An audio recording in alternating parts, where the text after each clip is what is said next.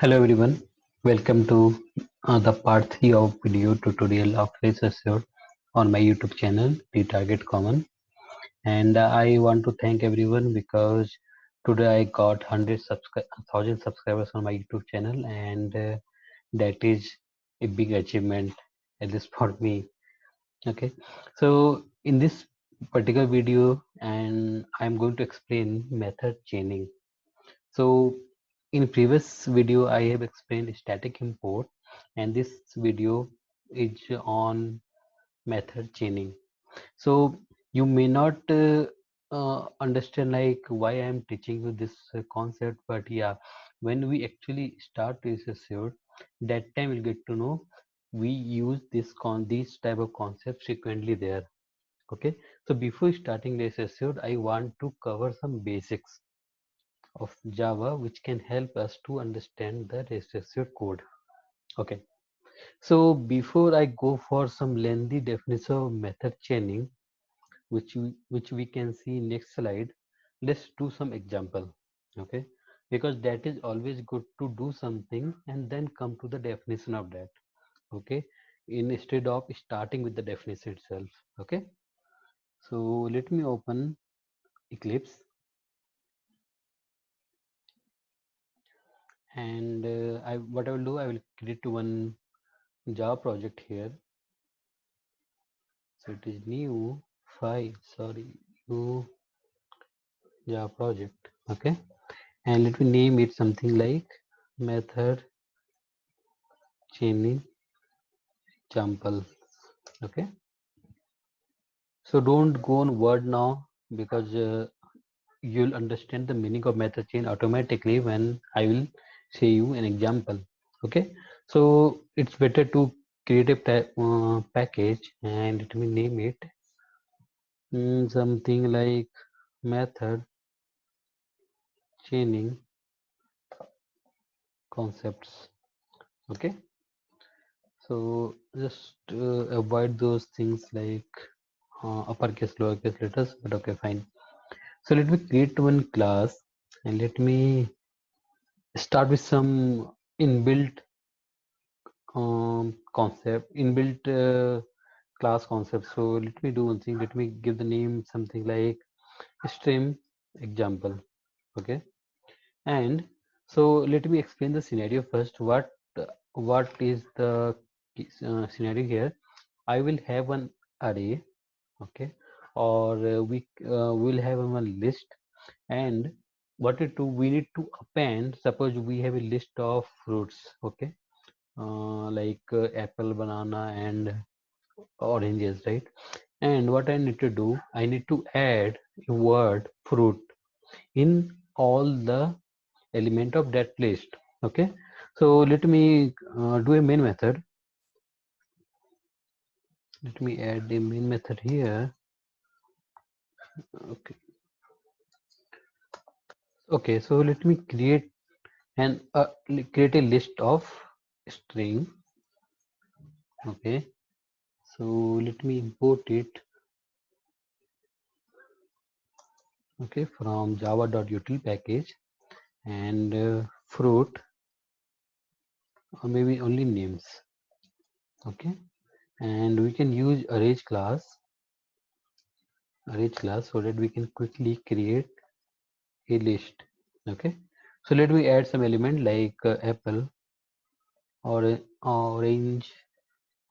Let me maximize it so that you can see it clearly. Okay, I hope it should be good for you. So it's apple, oranges,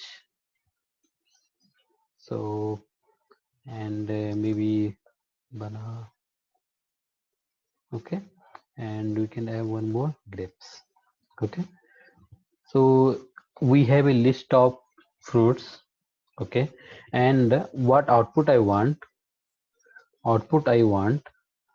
it should be like apple, fruit.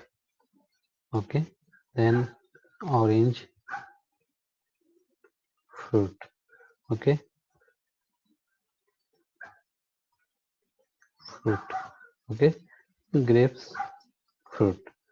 Okay, so basically what I am doing, I am adding one a word called fruit in all the elements of that list, right? Okay, so as a, like if you're a very beginner, so generally what we'll do, first we'll create one empty array. Okay, we'll create an empty array and we'll put them custom name. Okay, and we'll initialize it. Okay, so array list. Okay, then we use a for loop and in fact we'll use a enhanced for loop and we'll iterate like s plus fruit. Okay, okay, so we can, for the simplicity, I will add store in a different variable, like suppose string new name. Okay, and then in custom name I will add that one. Okay, add new name. Okay, so let me do this out. V4 V4. Okay, so let me put some distinct okay, and it will be like names. Okay, and this out after. Okay, let me put some distinction again. Okay, and it will be custom name, right? So if I run this program, we'll get the expected output. I can see some error. So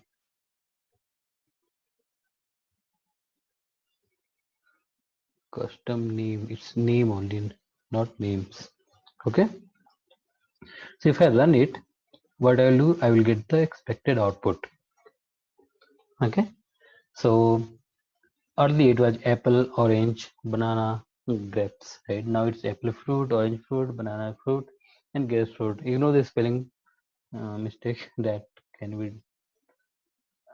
Okay, so now, but this is like something we used. We wrote a multiple lines of code, right? So if you have heard of stream APIs, okay, let's see how it can be. It can solve our problem. Okay, so what I'll do, I will first let me comment out these lines, and I will have the original names. Okay, and let me write in on the top itself. Okay, so if you see names and we press the dot, there is one method called stream, right? A stream, and the return type of a stream is a stream of type string. Okay, so let me store that in a stream of string, right?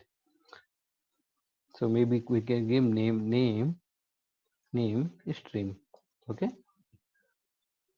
so it's very basic practice in any programming language. Whatever return type it is giving or returning, we store in the same type, right?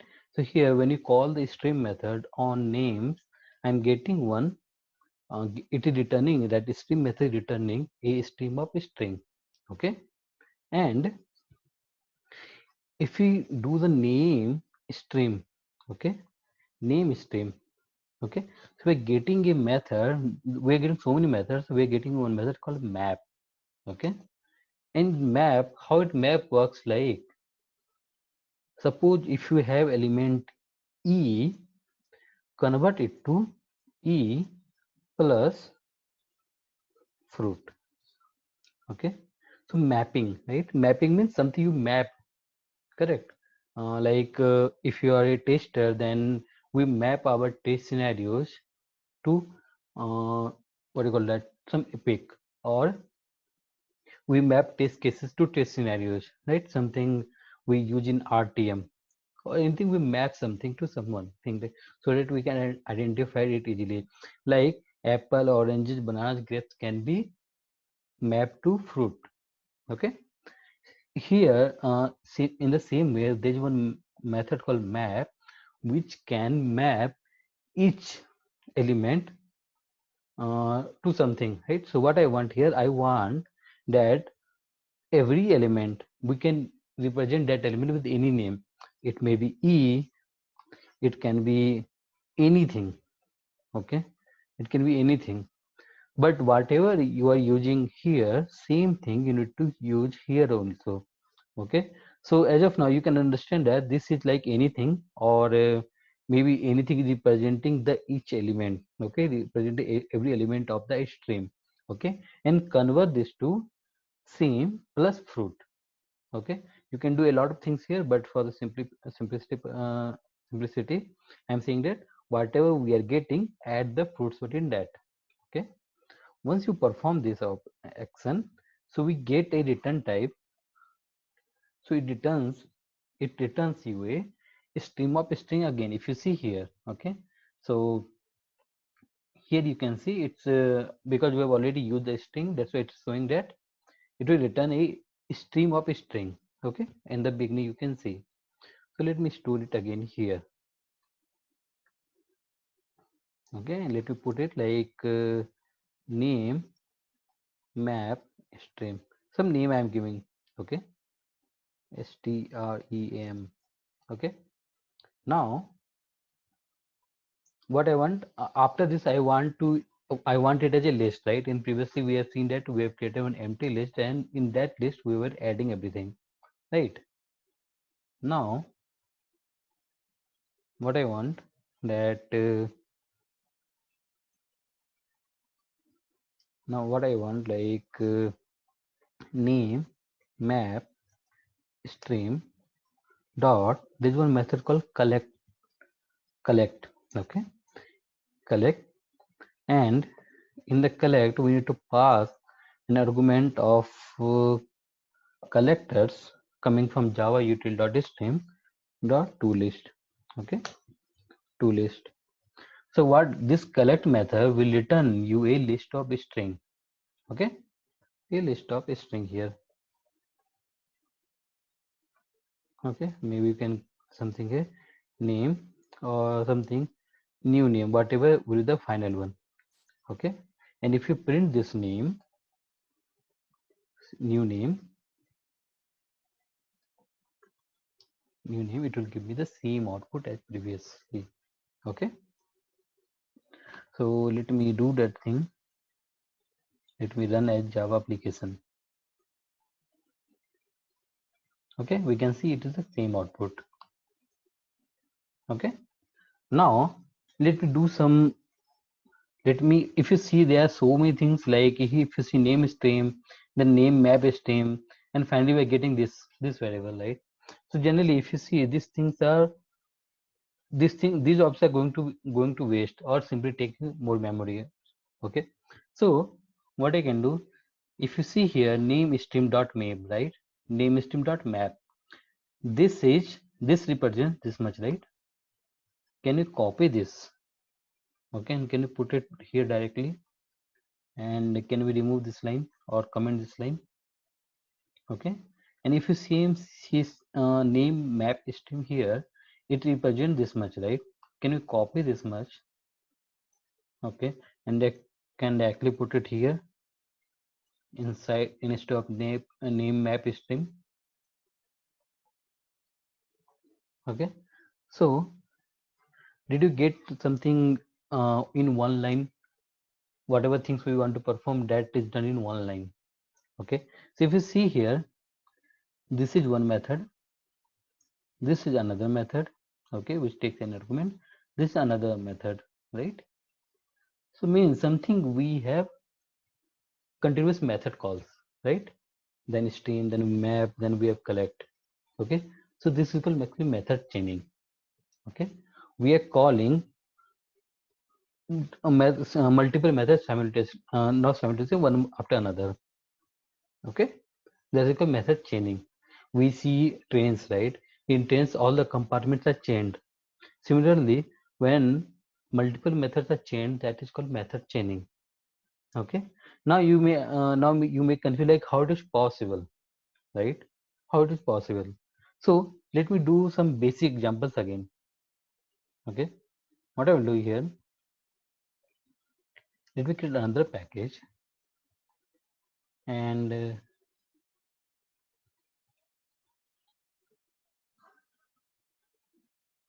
method chaining logic.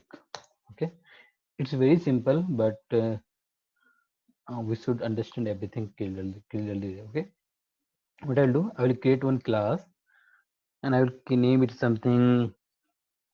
Give me demo, right? Or okay, demo.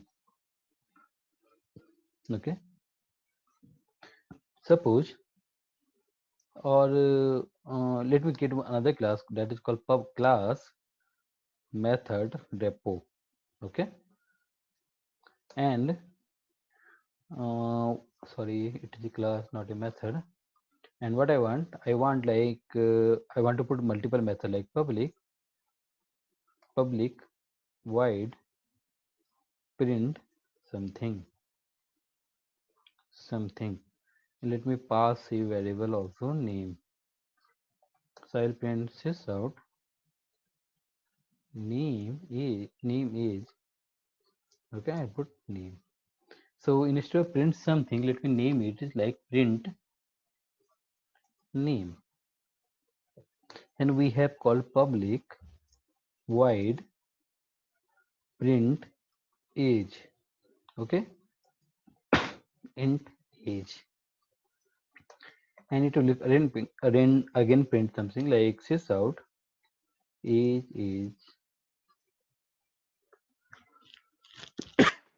sorry. So we have two methods in method repo class, and let me capitalize this name.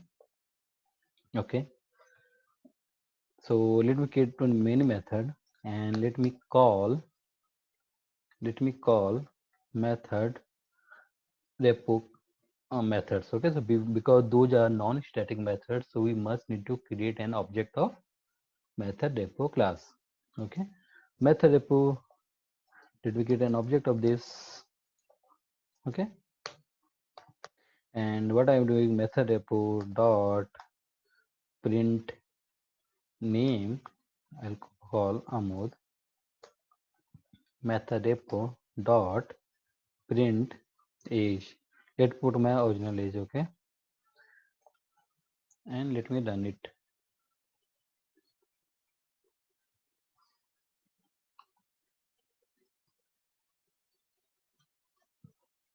Okay, so it will run. It will print name is Amod and age is 29.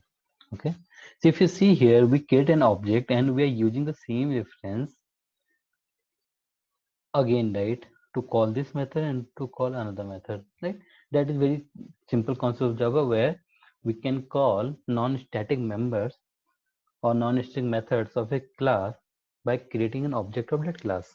Okay, so what will happen if instead of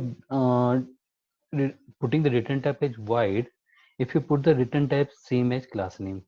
Okay, so what is the class name of this method repo?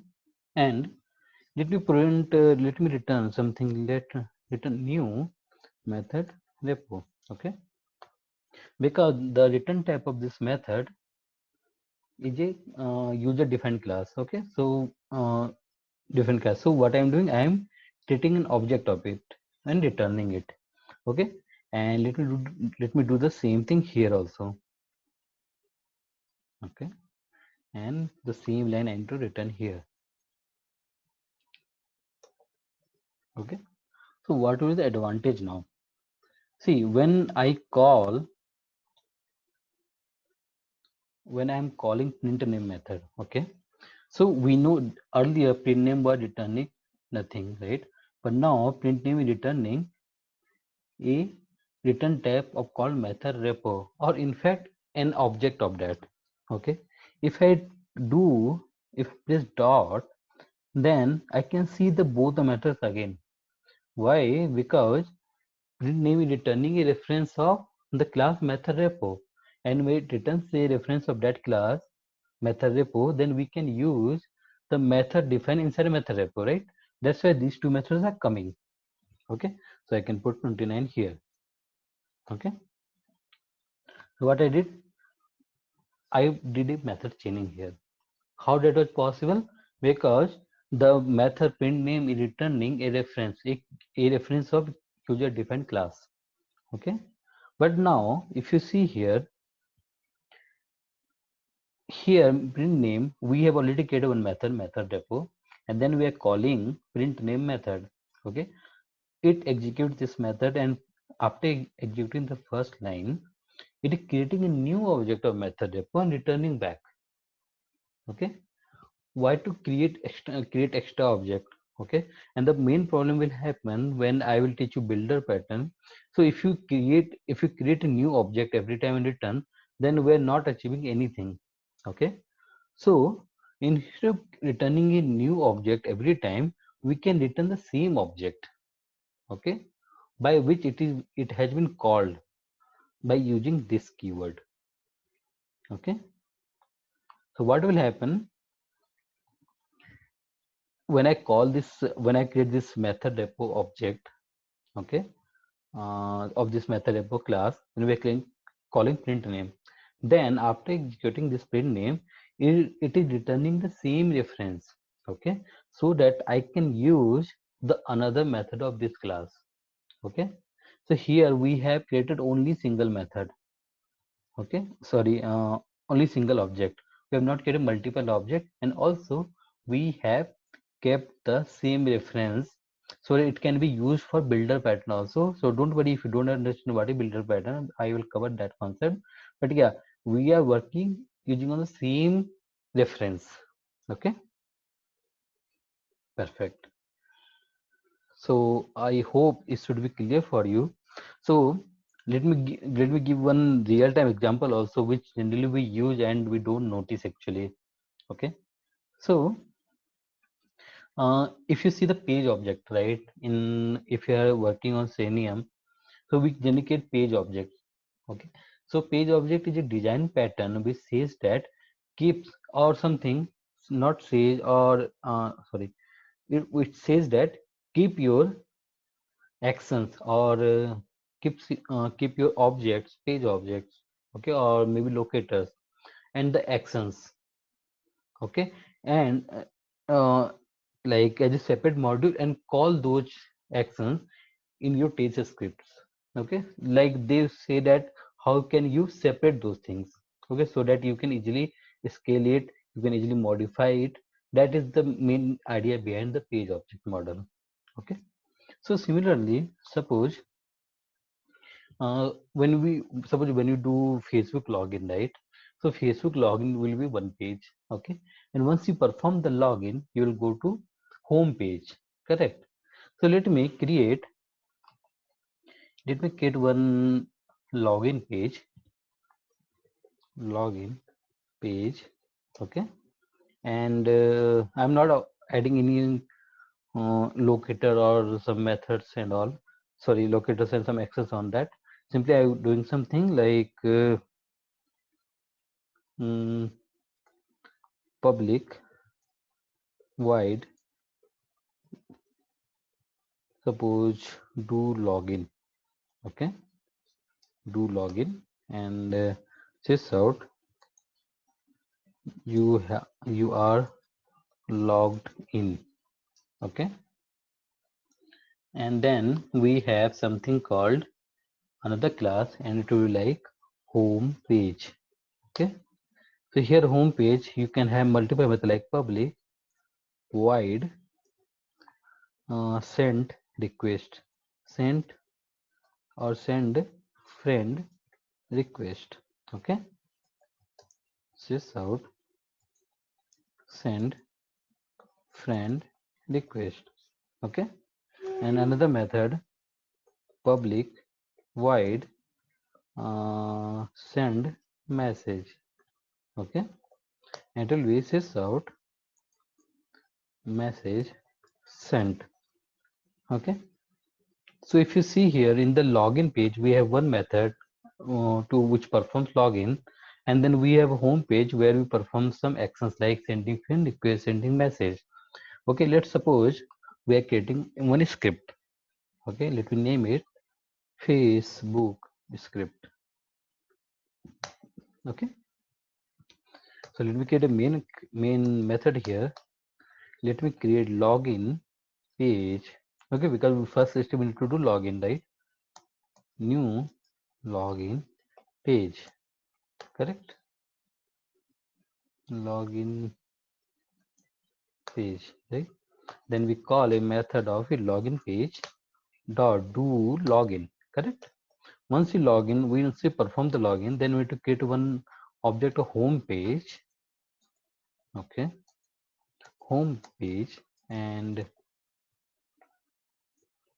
okay, then home page dot send friend request.